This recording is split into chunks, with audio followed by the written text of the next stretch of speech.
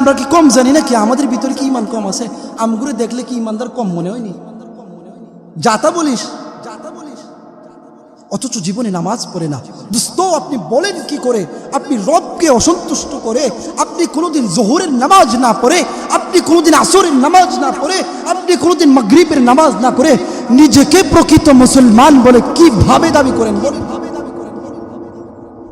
আপনি যদি জোহর ছেড়ে দেন ইচ্ছাকৃতভাবে, আর জোহরের পরে আপনার আসর যদি আপনার মালাকুল মউত এসে যায়, বলেন আল্লাহ যদি বলেন বান্দা আব্দুর রহমান তোর সারা জীবনের নামাজের হিসাব আমি আল্লাহ নিব না, শুধু আজকে জোহরের নামাজের হিসাব দে, বলেন কার ক্ষমতা আছে সেই রহমানের সামনে দাঁড়ায় হিসাব দিবে?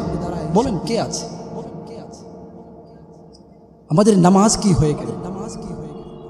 আরে সাহাবা তো ছিলেন এমন সাহাবা যিনি ফাঁসির মঞ্চে দাঁড়িয়ে বলছেন আমাকে 2 রাকাত নামাজ পড়ার সুযোগ দাও।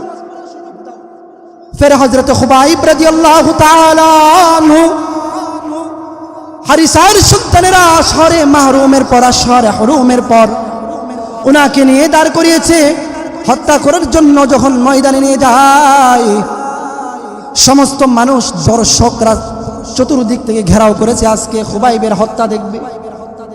আর হযরত খুবাইব বলে, আই হারিসের সন্তান, মৃত্যুর আগে তোদের কাছে জামা চাই না, বাড়ি চাই না, ঘর চাই না, আমারে 2 রাকাত নামাজ পড়ার সুযোগ দিবিনি। হারিসার সন্তান হযরত খুবাইবকে 2 রাকাত নামাজের সুযোগ দিয়েছে। এই 2 রাকাত নামাজ এত দৃষ্টিনন্দন ছিল, এত নয়নাবিরাম ছিল, যেই নামাজ দেখে ভিন্ন একজন সাহাবী কালেমা পড়ে মুসলমান হয়েছেন। সুবহানাল্লাহ। একজন সাহাবী বলেন, সাঈদ ইবনে আমির আল জুমাহি রাদিয়াল্লাহু তাআলা আনহু, সাঈদ ইবনে আমির আল জুমাহি বলেন, খুবাইবকে যেদিন হত্যা করার জন্য মঞ্চে নিয়ে যাওয়া হয়েছে, সেদিন আমিও দর্শকদের কাতারে উপস্থিত ছিলাম। তো দেখলাম খুবাইব বলল যে আমাকে মৃত্যুর পূর্বে 2 রাকাত নামাজ পড়ার সুযোগ দিবা তোমরা? বলে ঠিক আছে।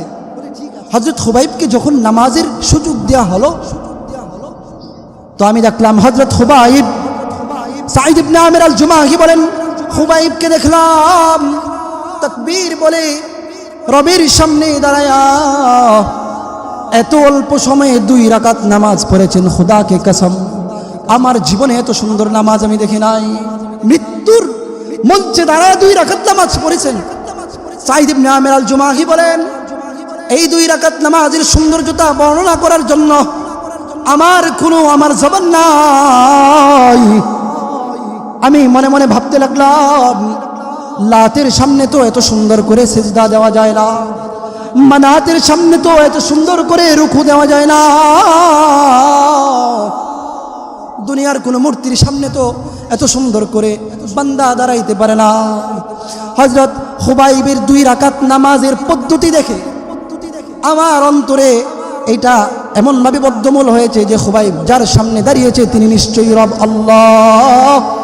তাই হযরত সাঈদ ইবনে আমির আল জুমাহি সরওয়ারে কায়নাতের দরবারে পরদিন গিয়া বলেন, পয়গম্বর, হযরত খুবাইবের নামাজ আমাকে আশিক করে ফেলেছে পয়গম্বর, দেন ওই নামাজ, যেই নামাজ আমি পড়তে চাই, যেই নামাজ হযরত খুবাইব পড়েছে। পয়গম্বর দেন।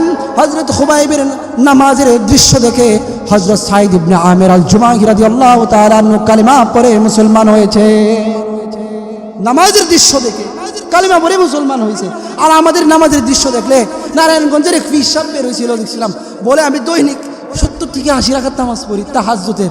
পরে একদিন তার 2 রাকাত, আপনার দিনের বেলা 2 রাকাত নামাজের ভিডিও দেখছিলাম, সে 3 সেকেন্ডে 2 রাকাত পড়ে ফেলে। এই হলো আমাদের নামাজের হালাত, এই হলো আমাদের নামাজের হালাত।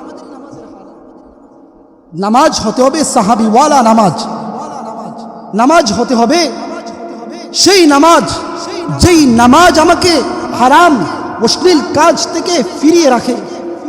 বলে হুজুর, আল্লাহ না বলেছেন নামাজ সমস্ত খারাপ কাজ থেকে বাঁচায়। ওই লোকেরা তো দেখলাম নামাজও করে, আবার আরেকজনের ক্ষেতের আইলো কেটে ফেলে। নামাজ শুধু কৈফিয়ত, নামাজের হালাতে আপনি দাঁড়াইলেন আর এটাই নামাজ। নামাজের হক আছে না? নামাজের হক আছে না? নামাজের হক আছে, বহু হক আছে। আপনি কয়টা হক আদায় করে নামাজ পড়েন? বলে হুজুর নামাজই তো পড়ি না। হক কোথায় থেকে পারবেন? নামাজ সর্বপ্রথম আমার কাজ হচ্ছে নামাজ। আসরের আজান পড়েছে, আল্লাহ ব্যবসায় ওয়াসাআত দান করেছেন ব্যবসায়ীকে পরীক্ষা করার জন্য, যে তোমার ব্যবসা বড় না, আমি আল্লাহর ডাক বড়। ফজরের নামাজের সময় দুনিয়ার সমগ্র মানুষ ঘুমাতে থাকে। মনে করেন কোন বান্দা 30 বছর যাবৎ কোনোদিন ফজরের নামাজ পড়ে না, হঠাৎ একদিন সকাল 6টা বাজে তার চোখ আর খুলে না। আধা ঘন্টা চেষ্টা করেছে, এরপরে চোখ খুলে না, কারণ সে কোনোদিন ফজরের নামাজ পড়ে নাই।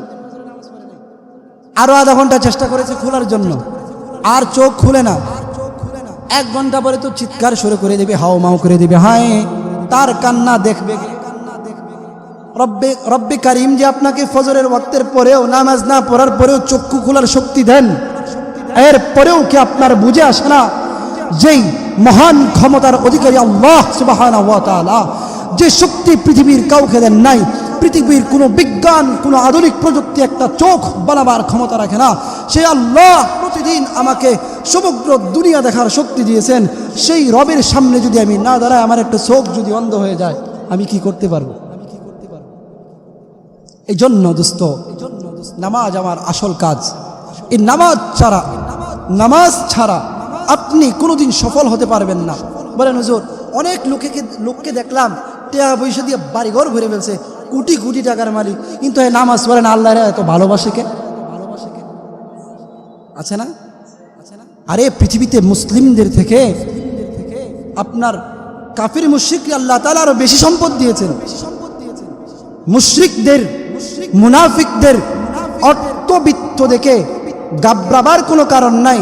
আল্লাহ সুবহানাহু ওয়া তাআলা যাকে ঈমান দিয়েছেন, ঈমানের মতো মহাদৌলত দিয়েছেন, এই ঈমান দিয়ে আপনাকে বিভিন্ন সময় বিভিন্ন ধরনের পরীক্ষা করতেছেন, যে বান্দাকে পরীক্ষা করি, বান্দাকে অসুস্থতা দিয়ে পরীক্ষা করি, বান্দাকে সুস্থতা দিয়ে পরীক্ষা করি, বান্দাকে টাকা দিয়ে পরীক্ষা করি, বান্দাকে সন্তান দিয়ে পরীক্ষা করি, বান্দাকে সন্তান না দিয়ে পরীক্ষা করি। এটা সব আল্লাহ সুবহানাহু ওয়া তাআলার দান। তো আল্লাহ সুবহানাহু ওয়া তাআলা আমাদেরকে শরীরে শক্তি দিয়েছেন। ইনশাআল্লাহ এখন থেকে নিয়ত করেন যে আমরা আর কোনোদিন জোহরের নামাজ ছাড়বো না, আসরের নামাজ ছাড়বো না, মাগরিবের নামাজ ছাড়বো না, ইশার নামাজ ছাড়বো না। ইনশাআল্লাহ বলেন। আল্লাহ তাআলা আমাদেরকে যে কথাগুলো বললাম সে কথাগুলোর উপর পরিপূর্ণ আমল করার তৌফিক দান করুন। আসসালামু আলাইকুম ওয়া রাহমাতুল্লাহি ওয়া বারাকাতুহু।